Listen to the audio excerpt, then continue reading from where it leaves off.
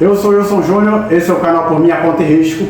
Hoje eu trago o documento do Papa Francisco Traditionis Custodes para fazer breves comentários com vocês. Primeiro, eu quero contar, vou falar um pouco de Dom Lourenço, lá da Capela São Miguel, no Cosme Velho, no Rio de Janeiro, que foi onde eu conheci a Missa Tridentina.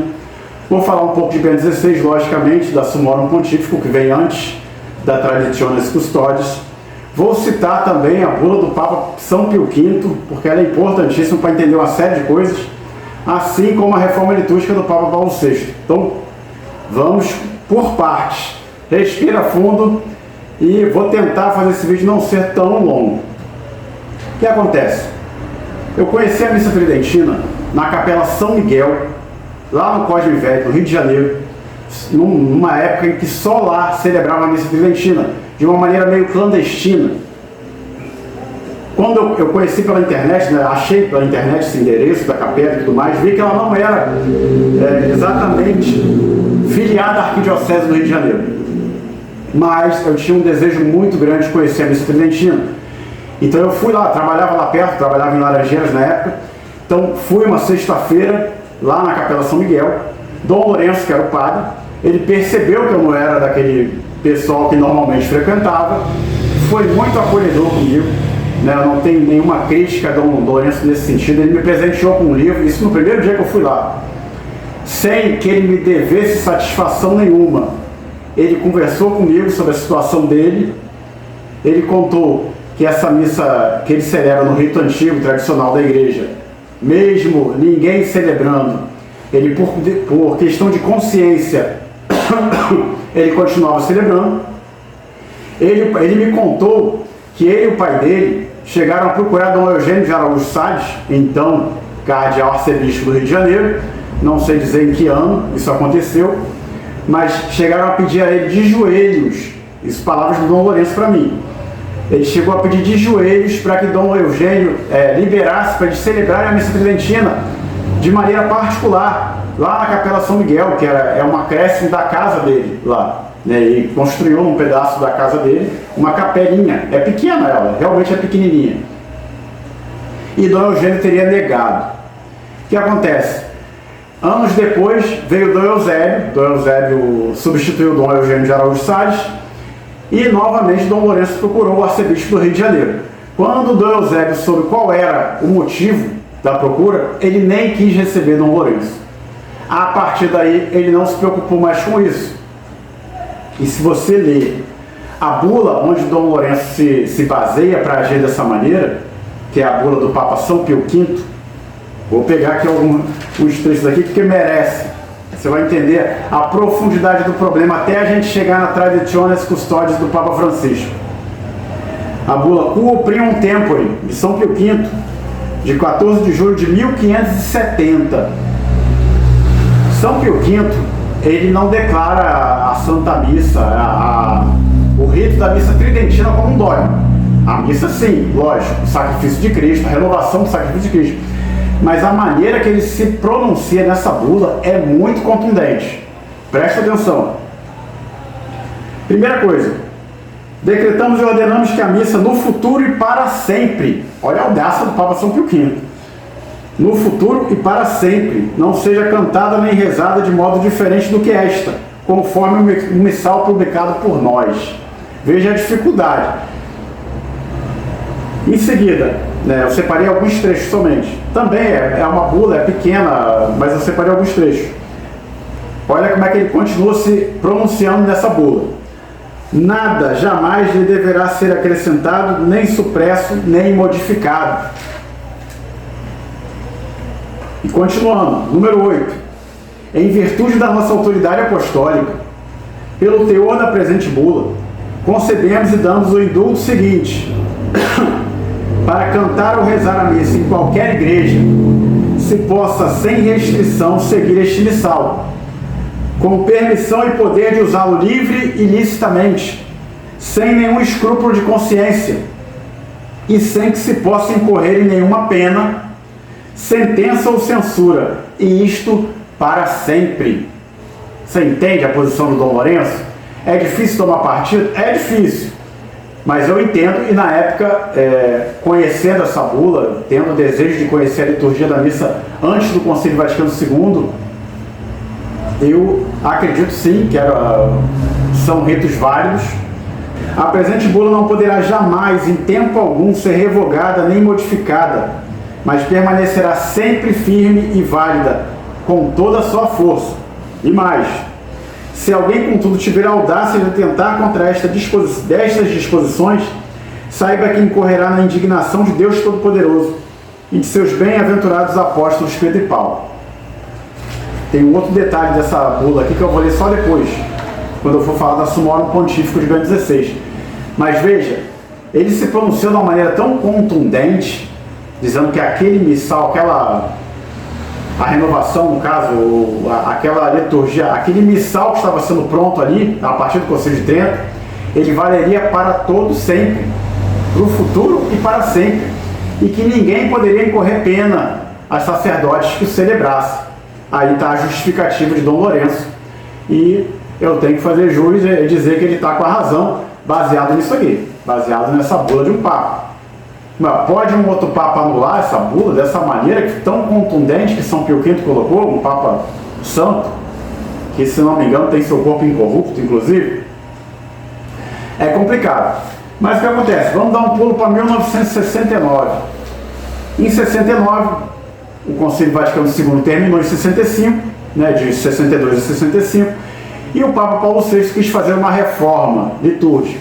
Então ele encaminhou esse pedido à congregação, no caso, de liturgia e tudo mais, sobre os cuidados de Monsenhor Aníbal Bonini. Essa reforma aconteceu, e um ponto interessante que eu também quero colocar foi o que ficou chamado de intervenção Ottaviani.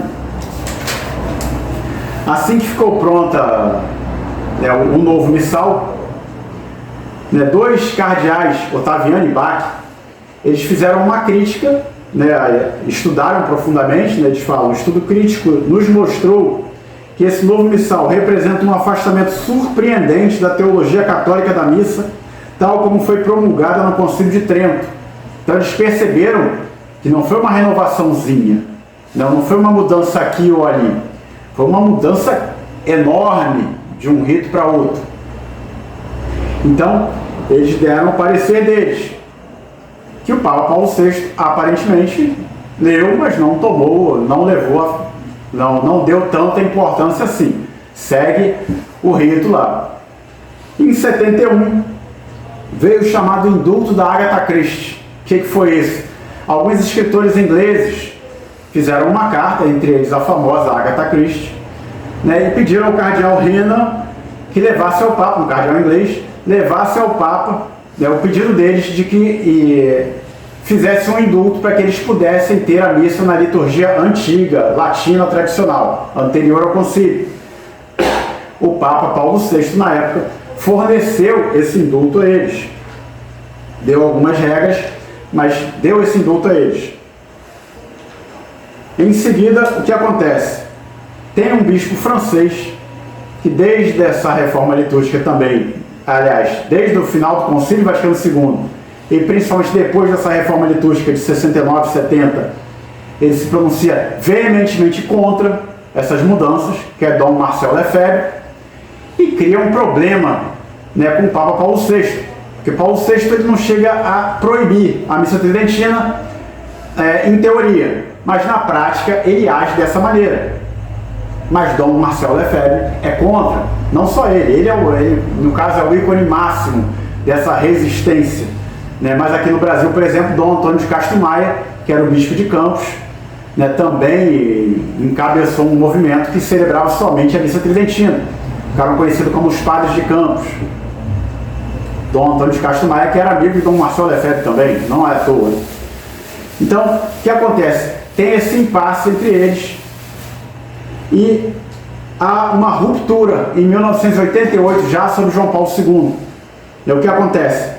Dom Marcel Lefebvre, que fundou a Fraternidade São Pio X, ele pede ao Vaticano autorização para ordenar novos bispos, porque ele estava se achando velho, já ficando idoso, e ele queria sucessores a ele na Fraternidade de São Pio X, mas que tivessem esse carisma, que tivessem essa visão, né, da missa tridentina, da missa tradicional e tudo mais. João Paulo II foi demorando, até que a paciência de Dom Marcelo Lefebvre termina e ele ordena, mesmo contra, né, o Vaticano, contra João Paulo II, ele ordena 4 novos bispos na Fraternidade de São Pio X. Isso causa uma indignação em João Paulo II. E aí vem a Ecclesia Dei, de 1988, onde ele dá uma resposta a essas ordenações não autorizadas e chega a excomungar todos esses bispos. Não, de maneira nenhuma. Ele considera isso um ato cismático dentro da igreja, e ele excomunga Marcelo Lefebvre, Bernard Fella, Richard Williamson, não vou lembrar o nome de todos de cabeça, mas excomunga Dom Marcelo Lefebvre e os 4 novos bispos da Fraternidade de São Pio X. E além disso, ele faz um pedido àqueles que se sentem chamados a essa liturgia tradicional e tudo mais, ele oferece um indulto. Ele pede que as pessoas venham, saiam da Fraternidade de São Pio X, se apresentem ao Vaticano, que ele faria, no caso, ele permitiria que essas pessoas tivessem preservado a sua liturgia romana tradicional e tudo mais, mas não de maneira cismática. Então, alguns padres procuram ele e fundam a Fraternidade de São Pedro. Essa ficou com a liturgia tradicional e tudo mais. Algumas condições haviam e tudo mais. Normalmente, tinha que se aceitar a validade do Concílio Vaticano II, tinha-se que aceitar que o novo rito da missa era válido também, né? Não é porque você, eu quero celebrar uma missa tridentina, ok, mas o rito novo é válido, você tem que admitir isso. Então tinha essas condições para que tudo se encaminhasse. Esse impasse com os lefebristas, digamos assim, continuou por muito tempo. No ano 2000, esses bispos excomungados fizeram uma peregrinação a Roma e se colocaram diante da tutela do Papa João Paulo II. Mesmo sendo cismáticos, mesmo sendo excomungados, eles fizeram a peregrinação a Roma no ano do jubileu, o que causou uma estranheza geral no Vaticano, um mal-estar danado. Mas afinal, eles são cismáticos ou não são? Estão reconhecendo a autoridade do Papa? Então o que acontece? Bento XVI, ele conversa muito, ele tem um diálogo muito aprofundado, né? E quando vem a Summorum Pontificum, ele vai além desse indulto que João Paulo II dá a um certo grupo. Ele torna isso geral. O que ele faz? Vou ler um pouquinho da Summorum Pontificum, alguns textos que eu separei. Para oferecer um culto digno para a glória do seu nome, de Deus, para o bem de toda a Santa Igreja, a norma de oração da Igreja corresponde à sua norma de fé, Alex Orandi. Um detalhe muito interessante da inteligência de Bento XVI. Naquela bula de São Pio V, de 1570, ele se pronuncia da seguinte forma: já que é soberanamente oportuno que na Igreja de Deus haja uma só maneira de salmodiar e um só rito para celebrar a missa. E como as críticas eram de que essa nova missa era um novo rito, diferente, como Bento XVI vai resolver esse problema, né, sem quebrar a bula anterior de São Pio V, que é tão contundente, mas abrindo um precedente para o rito novo de Paulo VI. Olha o que ele faz. Ele traça a história da liturgia, mais ou menos, né, assim rapidamente.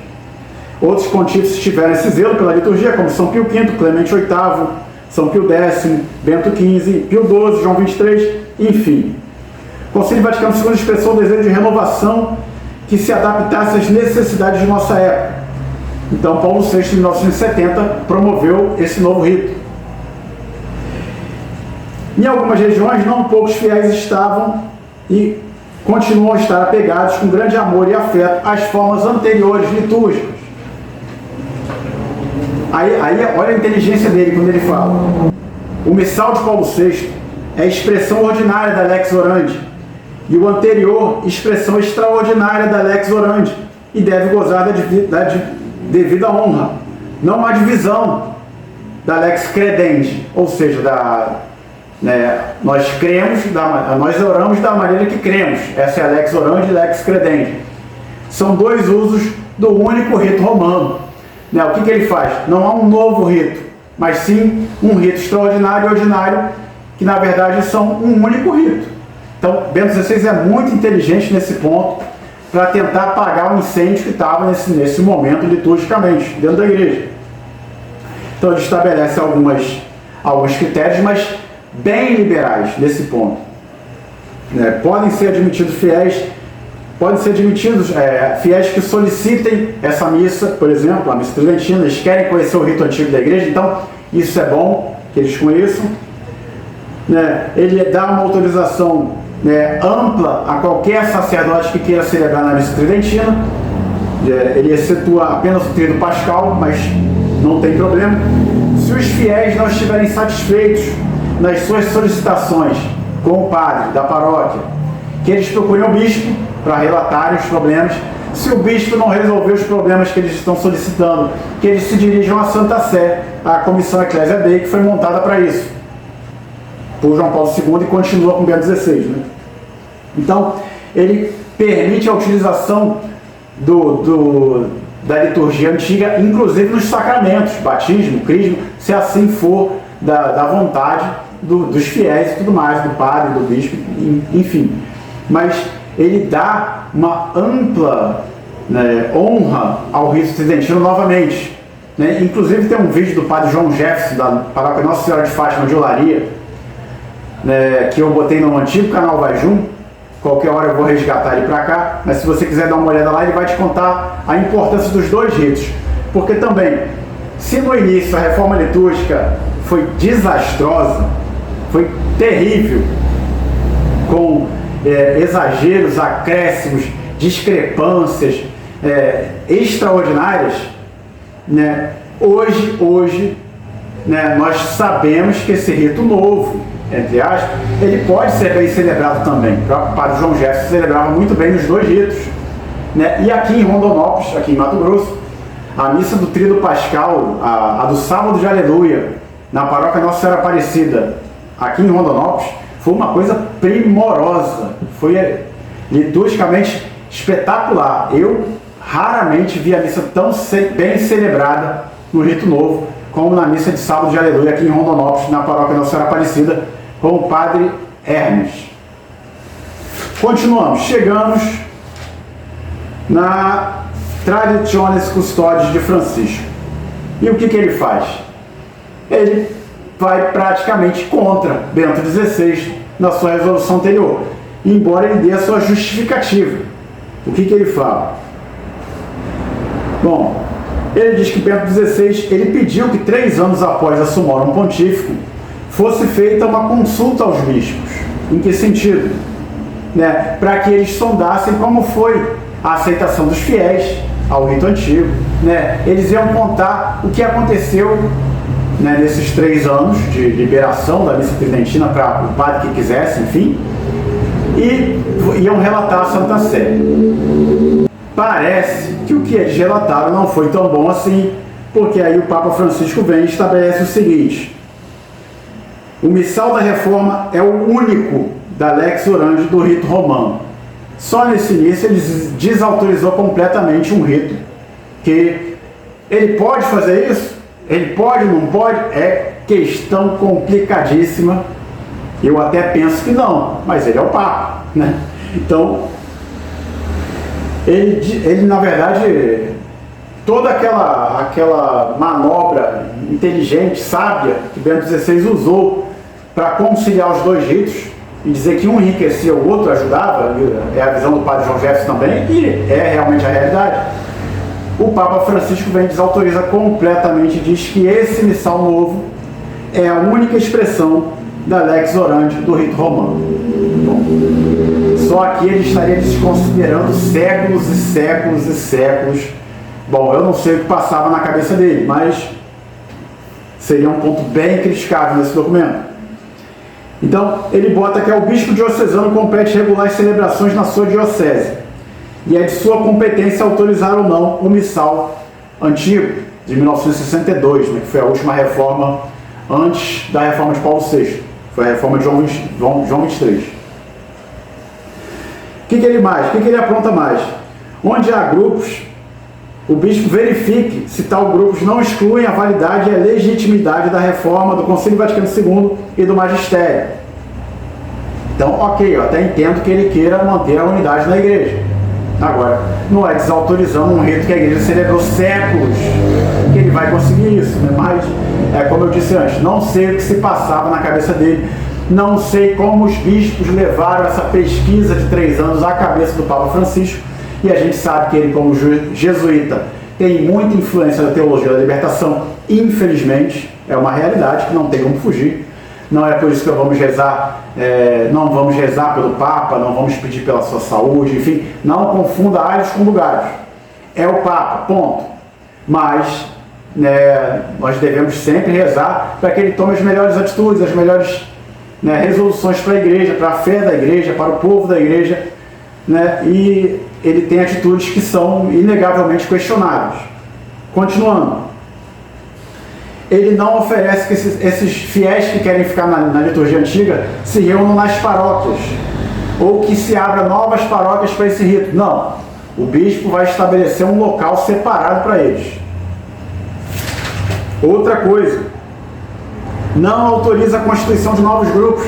Então, se você, como eu, não pegou a liturgia antiga, eu sou de 1975, foi quando eu nasci, tenho 50 anos, não peguei o rito antigo, mas eu gostaria de conhecer. O problema é seu, não vai conhecer, não é autorizado novos grupos.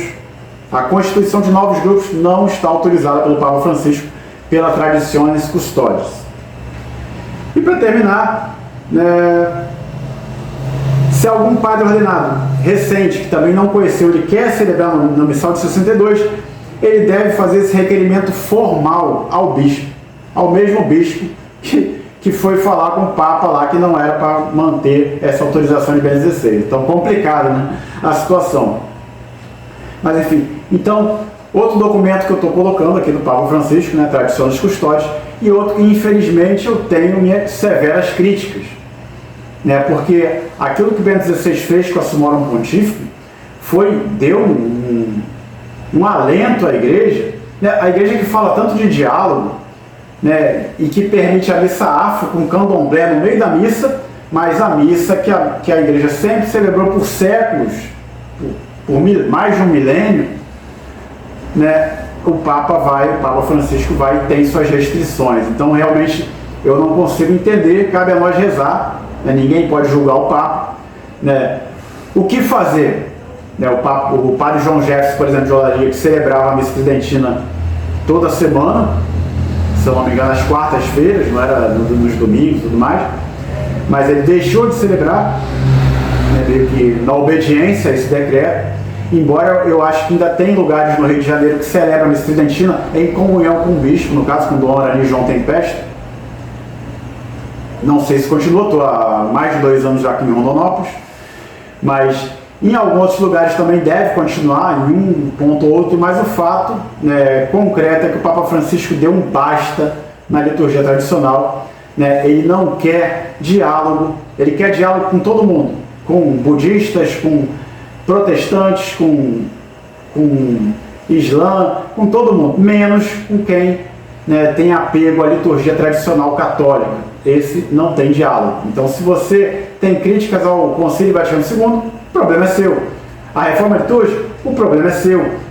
O único rito que vale é esse que está sendo celebrado agora.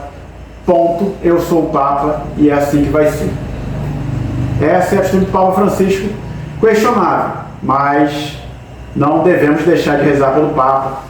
É um momento que a igreja está passando. Lembra que em outros vídeos eu falei da desorientação diabólica que a igreja passaria por esses tempos, segundo a irmã Lúcia de Fátima?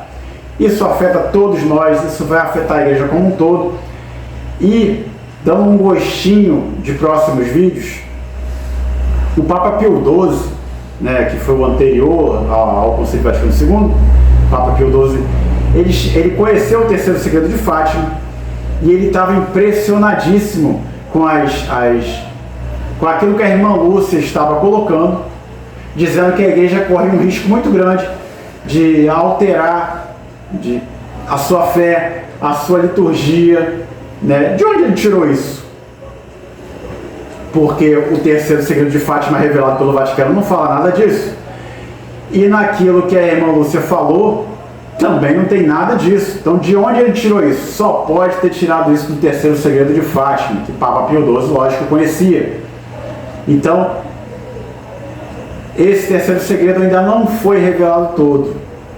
E pode ser assunto para os próximos vídeos. A gente se vê aí.